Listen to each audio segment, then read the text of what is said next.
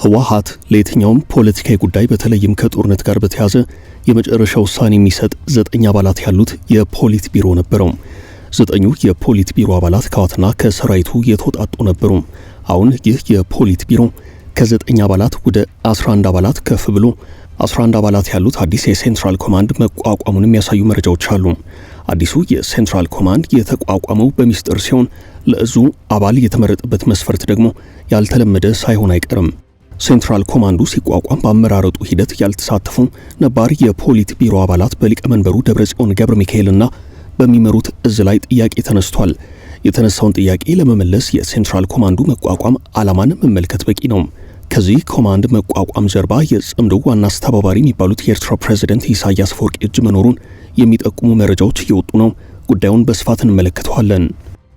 መርካቶን ይመጥነዋል የተባለለት ትልቁና አነጋጋሪ ግዙፍ ሞል በድጋሚ መጪውን አዲስ ዓመት አስመልክቶ በታላቅ ቅናሽ ከ1.9 ሚሊዮን ብር ሙሉ ክፍያ ጀምሮ የንግድ ሱቆችን ይዞላችሁ መጣ። ከፍተኛ የንግድ እንቅስቃሴ በሚገኝበት መርካቶ ተክለ ሃይማኖት ምቹ የሆነ ኢንቨስትመንት ከ726 ወይም 640 ሺህ ብር ቅድመ ክፍያ ጀምሮ ኢንቨስት ያድርጉ። በተለያዩ የካሬ አማራጮች ማለትም በ11፣ 16፣ 22 እና 32 ከግራውንድ ፍሎር ጀምሮ በአንድ ዓመት ብቻ የሚረከቡትን የንግድ ሱቅ በፉል ፊኒሽድ እና በኔት ኤሪያስ አቅርበንላቸዋል። የቀሩን ሱቆች ጥቂት ስለሆኑ 0998 31 7677 0990 43 ብቻ በመደወል የግሉ ያድርጉ።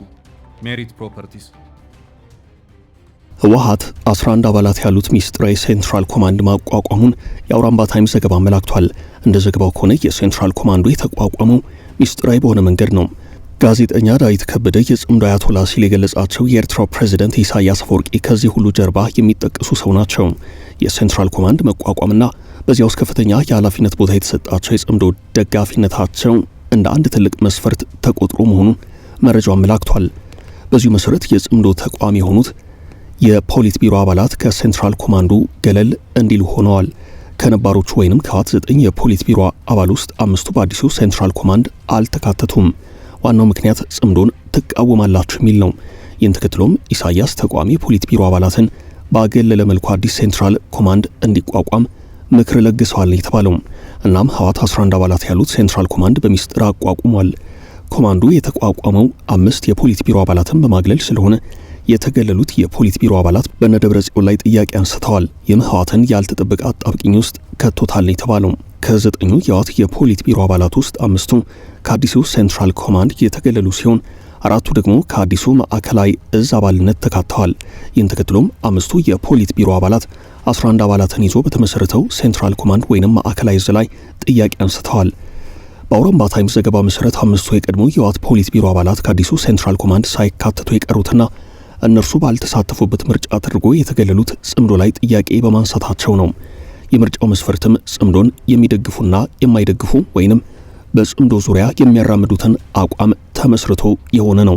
በዚህ መሰረት ሜጀር ጀነራል ክንፈ ዳኘው ጽምዶን ስለሚደግፉ ነባሩን የፖሊት ቢሮ በሚያስቆጣ አኳኋን የማዕከላዊ እዙ አመራር ሆነዋል። የሴንትራል ኮማንዶ አባላትና አመራሮች ከህወሓት 5 ሲሆኑ ከወታደራዊ አዛዦች ወይንም ከሰራዊቱ ደግሞ 6 ሆነው ተመርጠዋል። ደብረጽዮን ገብረ ሚካኤል፣ አቶ አማኑኤል አሰፋ፣ አቶ ጌታቸው አሰፋ፣ ፍትለወርቅ ገብረ እግዚአብሔር ሞንጆሪኖና ዶክተር አብርሃም ተከስተ ከህወሓት በኩል የሴንትራል ኮማንዶ አመራርና አባላት ናቸው። ብርጋዴር ጀነራል ምግበይ ኃይለ፣ ሜጀር ጀነራል ክንፈ ዳኘው፣ ሌተናል ጀነራል ፍስሐ ኪዳኑ፣ ብርጋዴር ጀነራል ኃይለ ሥላሴ ግርማይ፣ ሜጀር ጀነራል ዮሐንስ ወልደ ጊዮርጊስ፣ ሜጀር ጀነራል ብርሃነ ነጋሽ ከሰራዊቱ በኩል ተመርጠው ተካተዋል። ይህን መረጃ በተመለከተ እስካሁን ከህወሓት ወገን በይፋ የተባለ ነገር የለም። ቀዳሚ የመረጃው ባለቤት አውራምባ ታይምስ ነው። በዚሁ ዘገባ መሰረት ህወሓት ሴንትራል ኮማንድ የማቋቋም ውሳኔ ላይ የደረሰው በዋነኝነት ምንድነው የሚል ጥያቄ የተነሳ ነው። ለዚህ ጥያቄ የሚሰጡት ምላሾች ከሁለት አቅጣጫ የመጡ ናቸው። አንደኛው ከላይ በመጠኑ ለመመልከት የሞከርነውን በኤርትራ ፕሬዝዳንት ኢሳያስ አፈወርቂ ጣልቃ ገብነት ወይንም ተጽዕኖ አሳራፊነት በጽምዶ መፈጠር ምክንያት ነው የሚል ነው። ሁለተኛው ምክንያት የፌደራሉ መንግስት የውይይት ቅድመ ሁናቴና የድሮን ጥቃቱ መቀጠል ነው። የፌደራሉ መንግስት ቅድመ ሁናቴና ህወሓት ከሰሞኑ በስፋት እንደተዘገበው የፌደራሉ መንግስት ከህወሓት ጋር ለሚደረገው ውይይት 3 ቅድመ ሁናቴ አስቀምጧል። 3ቱ ቅድመ ሁናቴዎች ህወሓትን ያስደነገጡ ስለመሆናቸው ለጉዳዩ ቅርበት ያላቸው ጸሐፊያን ይናገራሉ። ከፍተኛ ስጋት ውስጥ ከተውታል። ህወሓት የመንግስትን ቅድመ ሁናቴዎች የፈራው የራሱን ቅድመ ሁናቴ አውጥቶ ነው። እንደሚታወቀው የቀድሞው የናይጄሪያው ፕሬዝዳንት ኦሉሴጉን ኦባሳንጆ ወደ ትግራይ ያደረጉትን ጉብኝት ተከትሎ ህወሓት ባወጣው መግለጫ ከፌደራሉ መንግስት ጋር ለሚደረግ ውይይት መነሻ የሚሆኑ 5 ቅድመ ሁኔታዎችን ይፋ አድርጓል። 5ቱ የድርድር ቅድመ ሁኔታዎች የሚከተሉት ናቸው። አንደኛ የተጣለው የኢኮኖሚ ማዕቀብ እንዲነሳ፣ ሁለተኛው ወታደራዊ ከበባው ቆሞ የጸጥታ ሁኔታው እንዲረጋጋ፣ ሶስተኛ የተያዙ የትግራይ መሬቶች እንዲመለሱ፣ አራተኛ የተፈናቀሉ ዜጎች ወደ ቀያቸው እንዲመጡ፣ አምስተኛ የህወሓት ህጋዊና ፖለቲካዊ ህልውና እንዲመለስ የሚሉ ናቸው።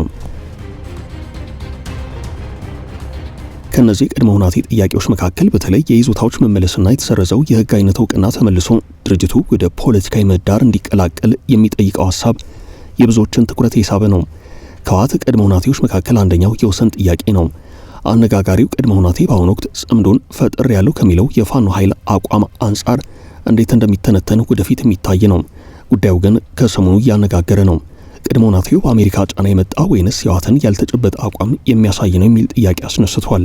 በእርግጥ አሁን ባለው ሁኔታ የህወሓት አካሄድ በብዙዎች ዘንድ በቀላሉ የሚገመት አይደለም። አንድ ጊዜ መንግስትን ሳልጥል የይዞታ ጉዳይ አላነሳም፣ ሌላ ጊዜ ደግሞ ከዚህ በተቃራኒው መለስ ብሎ ወደ ድርድር መጥቻለሁ ይልና ይህንን አቋሙን ባልተጠበቀ መልኩ ቀይሮ በተደጋጋሚ ልዩ ልዩ ሐሳቦችን ያንጸባርቃል። ብቻ በአጠቃላይ የፌዴራሉ መንግስት ቅድመ ሁኔታዎች ህወሓትን አጣብቂኝ ውስጥ ከተውታል ነው የሚባለው። ከሶስቱ የፌዴራል መንግስት ቅድመ ሁኔታዎች ሁለቱ በዋነኝነት በህወሓት ወገን በከፍተኛ ጥንቃቄ የሚታዩ ናቸው። አንደኛው ቅድመ ሁኔታ ጽምዶ ከሚለው አካሄድና ከኤርትራ ፕሬዝዳንት ኢሳያስ አፈወርቂ ጋር ከነበሩት የፖለቲካ ስትራቴጂያዊ ስሌቶች አንጻር ሲታይ ከባድ አጣብቂኝ ነው። የህወሓት የቅድመ ሁኔታ ለውጥ ለጽምዶ መሪዎችና አጋሮች አወዛግበው ሰንብቶ የሴንትራል ኮማንድ ተቋቋመ የሚል መረጃ ወጥቷል። ይህ አንደኛውን የህወሓት አጣብቂኝ ውስጥ መግባት የሚያሳይ ሲሆን በሴንትራል ኮማንዶ መቋቋም መሰረት ህወሓት የጀመረውን ቅድመ ድርድር ትቶታል እንደማለት ነው።